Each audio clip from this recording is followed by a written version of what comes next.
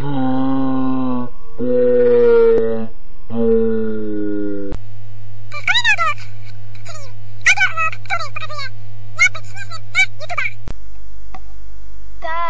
to właśnie to dziś poruszymy temat, jak być śmiesznym na YouTube'a.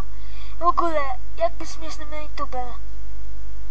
Chwal się iPhone'ami i skrytykuj kogoś w pierwszym odcinku i mów, że to jest pierwszy jest chujowy.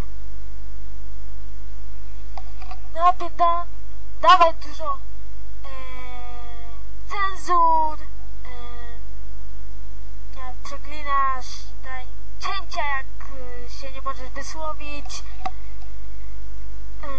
No i co?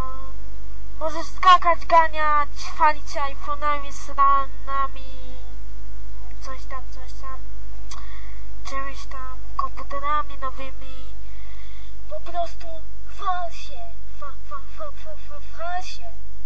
Więc to by było na tyle w tym audiologu. Więc dodawaj dużo efektów i to by było na tyle, więc